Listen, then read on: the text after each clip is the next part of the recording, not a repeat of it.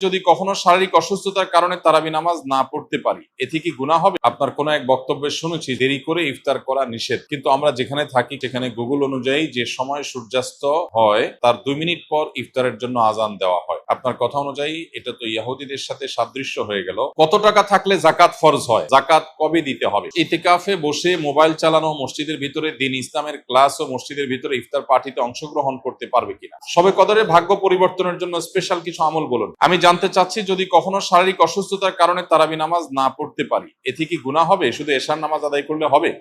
বিশেষ কোনো অসুস্থতার কারণে কেউ যদি তারাবি নামাজ না পড়ে তার রোজা হয়ে যাবে এবং তার গুনাহ হবে না ইনশাআল্লাহ। বিশেষ করে অসুস্থতার কারণে কেউ যদি মিস করে, এরকম হতে পারে কালে ভদ্রে হঠাৎ কোনোদিন অসুস্থ হয়েছেন অথবা 2-4 দিন আপনার মিস হয়েছে, তো তাতে কোনো অসুবিধা হবে না ইনশাআল্লাহ। কারণ তারাবি নামাজ আদায় করা এটা ফরজ না। তবে একান্ত ওজর ছাড়া এটা ছেড়ে দেওয়া এটা চরম দুর্ভাগ্যের ব্যাপার এবং অবশ্যই অনুচিত কাজ এবং গুরুত্বপূর্ণ একটি সুন্নাহ পরিত্যাগ করা হলো। কিন্তু অসুস্থতার কারণে যদি কখনো মিস হয় তাতে গুনাহ হবে না ইনশাআল্লাহ। বিশেষ কোনো কারণে বাদ পড়লে আপনার রমজানের রোজা ঠিকই আদায় হয়ে যাবে। আপনার কোনো এক বক্তব্যে শুনেছি যে দেরি করে ইফতার করা নিষেধ, কিন্তু আমরা যেখানে থাকি কাজীবাড়ি সেখানে গুগল অনুযায়ী যে সময় সূর্যাস্ত হয় তার 2 মিনিট পর ইফতারের জন্য আজান দেওয়া হয়। আপনার কথা অনুযায়ী এটা তো ইহুদিদের সাথে সাদৃশ্য হয়ে গেল। এ বিষয়ে যদি কিছু বলতেন। প্রথম কথা হলো, সূর্যাস্তের 2 মিনিট পর যদি কেউ ইফতার করে, 3 মিনিট পর কেউ ইফতার করে, তাহলে এর কারণে সে ইহুদিদের সাথে সাদৃশ্য হয়ে গেছে এমনটি বলার কোনো সুযোগ নেই। কেন সুযোগ নেই? কারণ ইহুদিরা যে দেরিতে ইফতার করে, বর্তমানে রাফিজি যারা আছে, শিয়া যারা আছে, এরাও দেরিতে ইফতার করে। এই দেরিতে ইফতার করা মানে 2 মিনিট 3 মিনিট না, তারা চতুর্দিকে অন্ধকার হয়ে শেষ হওয়ার পর তারা ইফতার করে, যেটা অনেক ক্ষেত্রে 15-20 মিনিট বা আধা ঘন্টা সময়ও লাগে। তারপরে যায় চতুর্দিকে অন্ধকারে ছেয়ে যায়। অন্ধকারে চতুর্পাশকে ছেয়ে গেলে তারপরে ইফতার করাটা হলো তাদের স্বভাব। অতএব কোনো মুসলিম 2-3 মিনিট পরে বা 2-4 মিনিট পরে ইফতার করলে সে ইহুদিদের সাথে সাদৃশ্য হয়ে গেছে, রাফিজি বা শিয়াদের সাথে সাদৃশ্য হয়ে গেছে এমনটি বলার কারণ নাই। তবে এটা ঠিক যে নবী করিম সাল্লাল্লাহু আলাইহি সাল্লাম বলেছেন, এই উম্মত ততদিন কল্যাণের মধ্যে থাকবে মা আজ্জালুল ফুতুর ওয়া আখারুস সাহুর, যতদিন তারা ইফতার তাড়াতাড়ি করবে আর সাহারি দেরিতে করবে। ইফতার তাড়াতাড়ি করার মানে হলো সূর্য ডুবে গেছে, নিশ্চিত হয়ে গেছেন, তারপর আর বিলম্ব না করে সাথে সাথে ইফতার করা, এটা হলো ইফতার তাড়াতাড়ি করার অর্থ। আর সাহারি দেরিতে করার অর্থ হলো সাহারি শেষ করার কিছুক্ষণ পর আজান হবে বা ফজর ওয়াক্ত হবে, একেবারে শেষ মোমেন্টে আজানের ঠিক আগের মিনিট পর্যন্ত খাচ্ছেন, এটা সুন্নাহ না। নবী করিম সাল্লাল্লাহু আলাইহি সাল্লাম সাহারি খেয়ে শেষ করার পর ফজরের জন্য দাঁড়াতেন, এর মধ্যে প্রায় 50টি আয়াত তেলাওয়াত করার মতো সময় থাকতো হাতে। এখন বেশিরভাগ মানুষ আমরা দেখা যায় সাহারি খেতে গেলে মুয়াজ্জিনের সাথে আমাদের প্রতিযোগিতা হয়। মুয়াজ্জিন মাইক নিয়ে দাঁড়ায়, আজান দিবে, আর আমরা খাবার মুখে নিয়ে আমরা কম্পিটিশন করি যে আমি আগে শেষ করব, মুয়াজ্জিন চেষ্টা করে মুয়াজ্জিন আগে আজান দিবে, মানে ভাবখানা এমন। তো এটা সুন্নাহ না, মানে একেবারে লাস্ট মিনিট পর্যন্ত খেতে থাকলেন, এটা সুন্নাহ না। বরং সুন্নাহ হলো সামান্য একটু গ্যাপ রাখা। তবে হ্যাঁ, এটা ঠিক যে একেবারে শবে সাদিক হওয়ার আগ মুহূর্ত পর্যন্ত যদি কেউ খায় তার রোজা হয়ে গেছে। আর ইফতারের ক্ষেত্রে সূর্য ডুবে গেছে, ঘড়ি এই দিক সেদিক হতে পারে, 1 মিনিট আমার ঘড়িটা স্লো হতে পারে, এই সন্দেহের কারণে কেউ 1 মিনিট দেরি করে খেলো, তাতে সে দেরি করে ইফতার করেছে এটা বলা যাবে না, বা তাড়াতাড়ি ইফতার করার খেলাফ আমল করেছে সেটাও বলা যাবে না। তবে এটা ঠিক যে ইফতার তাড়াতাড়ি করতে হয় আর সাহারি দেরিতে করতে হয়, এবং ইহুদিরা রাফিজিরা যারা চতুর্দিকে অন্ধকার ছেয়ে যাওয়া পর্যন্ত অপেক্ষা করে, আমরা সেটা করব না। আমাদের সমাজে আলহামদুলিল্লাহ এখন সচেতনতা হয়েছে, মানুষ ওয়াক্ত হওয়ার পর পর ইফতার সাধারণত করে। আর একটা জিনিস গুরুত্বপূর্ণ, তা হলো ইফতার এবং সাহারির সাথে আজানের সম্পর্ক সরাসরি নাই। অর্থাৎ আজান হলে আপনি ইফতার করবেন আর আজানের আগ পর্যন্ত খাবেন, ব্যাপারটা সেরকম না। মুয়াজ্জিন আজান 1 মিনিট পরে দিতে পারে, 2 মিনিট পরে দিতে পারে, 1 মিনিট আগে দিতে হবে, কারণ আজানটা তো একেবারে ওই মিনিট হওয়ার সাথে সাথেই দেওয়া আবশ্যক না, অথবা ঘড়ির সমস্যা হতে পারে। এই জন্য আপনি দেখবেন টাইম হলো কিনা সেটা। অতএব যদি টাইম আপনি মেনটেন করে ইফতার এবং সাহরি করেন, ইনশাআল্লাহ সুন্নাহ আদায় হয়ে যাবে আল্লাহ চাহে। কত টাকা থাকলে জাকাত ফরজ হয়? জাকাত কবে দিতে হবে?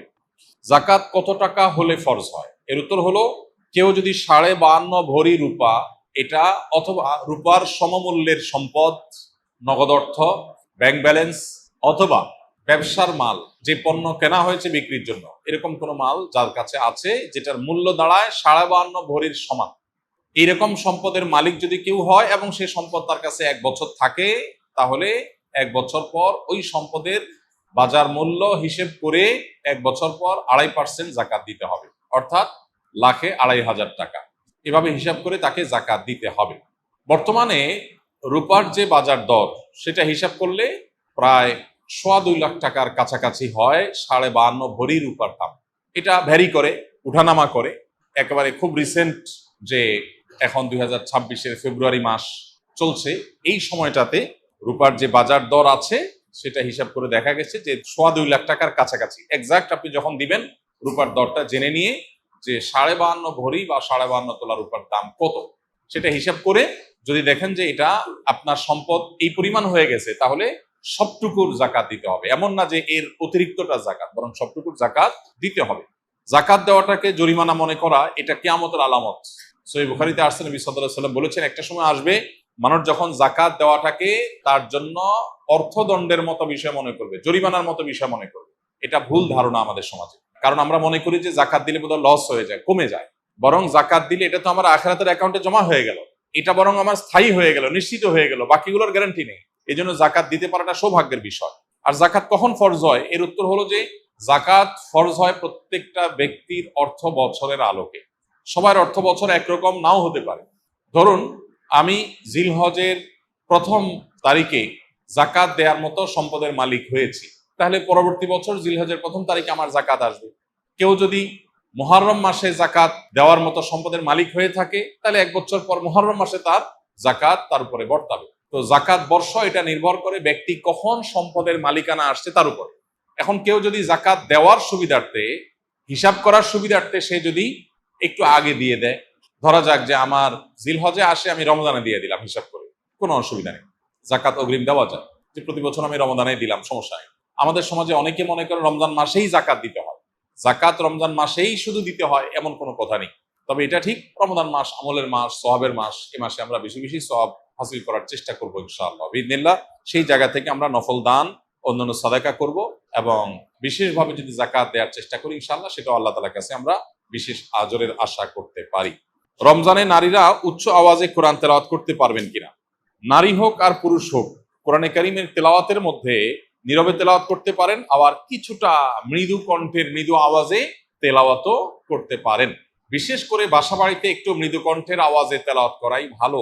শয়তানকে বিতাড়িত করবার প্রয়োজনে বিশেষ করে একটু উচ্চ স্বরে, একটু সরবে কোরআন তেলাওয়াত করা গুরুত্বপূর্ণ।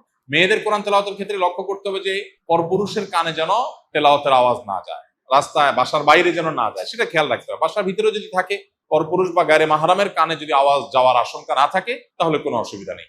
বাসায় বসে সেরকম তেলাওয়াত মা বোনরা করতে পারবেন এবং সবসময় তাদের একেবারে নীরবেই করতে হবে এমন কোনো বাধ্যবাধকতা নাই, বরং যেটা সরবে করতে পারেন। বিশেষ করে পরিবারের অন্যান্য সদস্যদেরকে কোরআন তেলাওয়াতে উদ্বুদ্ধ করার জন্য যদি একটু আওয়াজ দিয়ে পড়েন, তাতে কোনো অসুবিধা নাই, বরং অনেক ক্ষেত্রে এটা ভালো সন্তানদেরকে অভ্যস্ত করার জন্য। এবং বিশেষ করে আজকাল তো একটু সরবে আওয়াজ কোরআন তেলাওয়াত এটা বাসাবাড়ি থেকে, আমাদের বিভিন্ন জায়গা থেকে এটা উঠে গেছে, এটা করা দরকার। হ্যাঁ, মসজিদে যখন আপনি তেলাওয়াত করবেন বা এমন জায়গায় তেলাওয়াত করবেন যেখানে আরো অনেক মানুষ আছে, সেখানে জোরে তেলাওয়াত করলে অন্যদের ডিস্টার্ব হবে, সেখানে অন্যের ডিস্টার্ব যেন না হয় সেভাবে আপনাকে তেলাওয়াত করতে হবে।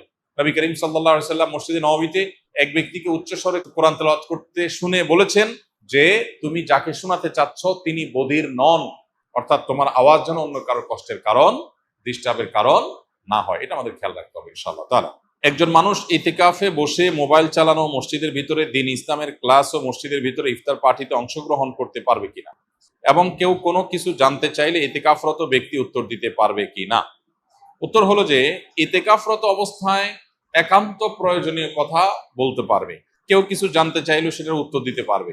কিন্তু মসজিদের মধ্যে মোবাইল টিপাটিপি, যেটা অহেতুক মোবাইল টিপাটিপি করা, সোশ্যাল মিডিয়া ব্রাউজ করে বেড়ানো, আপনার স্ক্রল করে বেড়ানো, এটা অবশ্যই ইতিকাফের যে উদ্দেশ্য সেটাকে ব্যাহত করে, ইতিকাফের যে প্রাণ সেটাকে নষ্ট করে। সেটা করা যাবে না বা সেটা করা উচিত না। যদি কেউ সেটা করেন তাহলে ইতিকাফ ভাঙবে না, কিন্তু ইতিকাফের কোয়ালিটি নষ্ট হয়ে যাবে এবং এটার সওয়াব কমে যাবে। এজন্য অহেতুক মোবাইল টিপাটিপি বা অহেতুক গল্প গুজব আড্ডা এগুলো দেওয়া যাবে না। তবে প্রয়োজনীয় কথা বলা যাবে এবং মসজিদের মধ্যে দ্বীনি ইলমের ক্লাস অবশ্যই করা যাবে।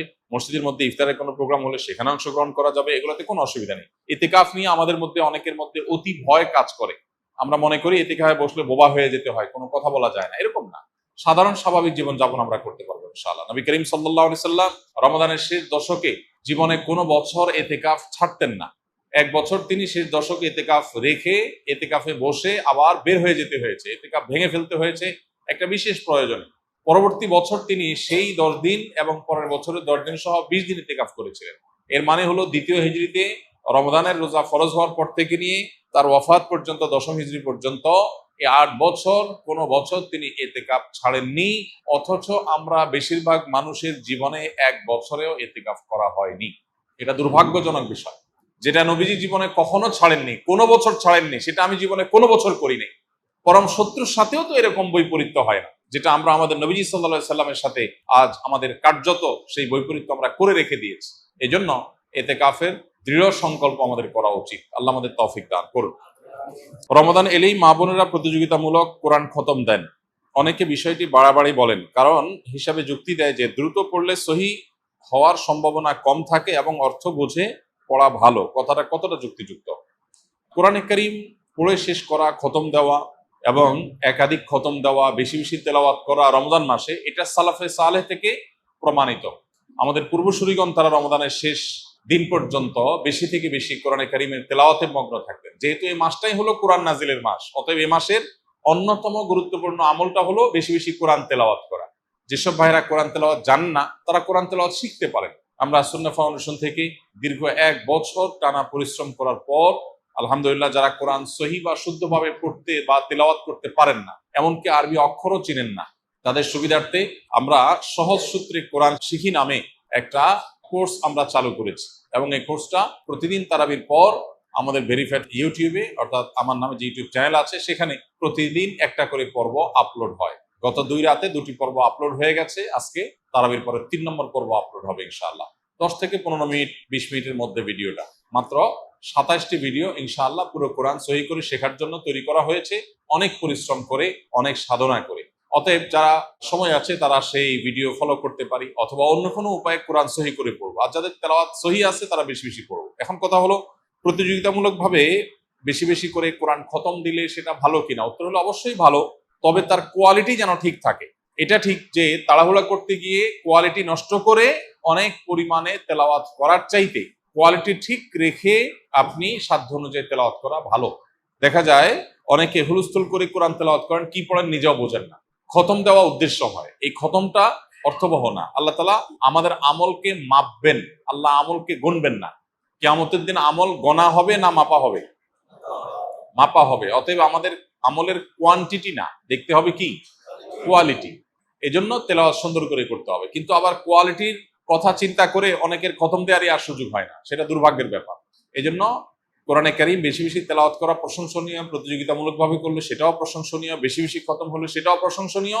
তবে লক্ষ্য রাখতে হবে তেলাওয়াতটা যেন তারতিলের সাথে হয়, শুদ্ধতার সাথে হয়। আল্লাহ বলেছেন, ওয়ারাত্তিলিল কুরআনা তারতিলা, তোমরা তারতিলের সাথে কোরআনকে তেলাওয়াত করো। অতএব সে বিষয়টি আমাদেরকে লক্ষ্য রাখতে হবে। রমজানের শেষ দশকের জন্য বিস্তারিত কিছু আমল বলুন। রমজানের শেষ দশকের বিশেষ আমল নবী করিম সাল্লাল্লাহু আলাইহি সাল্লামের জীবনী থেকে যেটা আমরা পাই, সেটা হলো যে আম্মা জানা আয়েশা রাদিয়াল্লাহু তাআলা আনহা থেকে বর্ণিত, নবী করিম সাল্লাল্লাহু আলাইহি সাল্লাম রমজানের শেষ দশক যখন শুরু হতো, তখন তিনি কি করতেন? কানান নবী সাল্লাল্লাহু আলাইহি সাল্লাম ইদা দাখালাল আশর, রমজানের শেষ দশক যখন শুরু হতো, আহইয়া লাইলা, নাম্বার 1, তিনি রাত জেগে ইবাদত করতেন। অনেক মুহাদ্দিসগণ, অনেক হাদিস বিশারদগণ বলেছেন এর অর্থ হলো রাতে তিনি ঘুমোতেন না শেষ দশক। আবার অনেক মুহাদ্দিসগণ বলেছেন কুমিল লাইলা ইল্লা কালিলার উপর আমল করে সামান্য ঘুমাতেন, বেশিরভাগ রাতে ইবাদত করতেন। তাহলে 1 নম্বর আমল হলো শেষ দশকের প্রতিটা রাত জেগে ইবাদত করা। নাম্বার 2, ওয়াইকাযা আহলাহ, নফল আমলের জন্য অন্য কোন সময় পরিবারকে ডেকে তুলতেন না, কিন্তু রমজানের শেষ দশক পরিবারকে ঘুম থেকে ডেকে তুলতেন ইবাদতের জন্য। তার মানে পরিবারকে ইবাদতের জন্য উদ্বুদ্ধ করতে হবে। 3 নম্বর, ওয়াসাদ্দামি ইজারা, তিনি ইবাদতের জন্য কোমর বেঁধে নিতেন। কোমর বেঁধে নেওয়ার একটা অর্থ করেছেন অনেক হাদিস বিশারদ, স্ত্রী সহবাস থেকে দূরে থাকতেন। আরবরা এরকম কোমর বেঁধে নেওয়া বলতে এরকম ইঙ্গিত করে থাকে।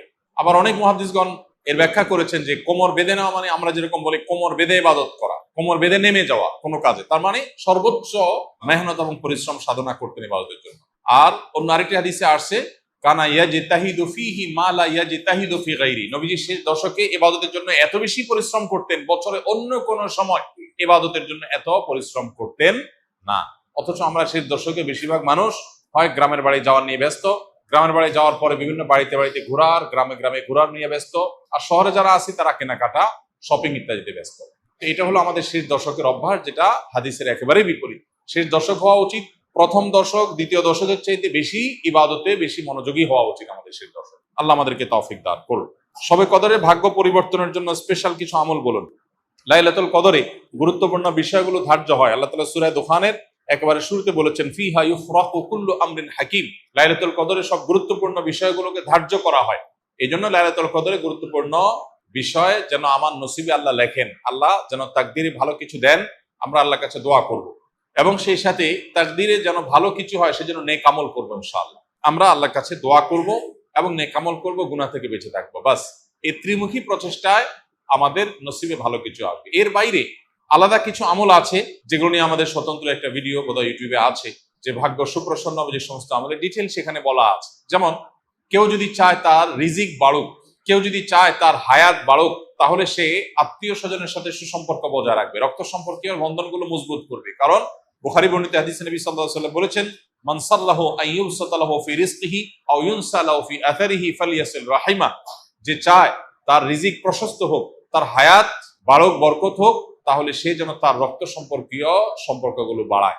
ঠিক তেমনি ভাবে জীবনে বারাকা লাভের যে সমস্ত উপায়গুলো আছে, যে কোনো কাজ বিসমিল্লাহ দিয়ে শুরু করা, কুল্লু আমরিন যিবালিন লাম ইউবদা বিবিসমিল্লাহি ফাহুয়া আবতার আও আকতা আও কামা ওয়ারাদা ফিল হাদিস।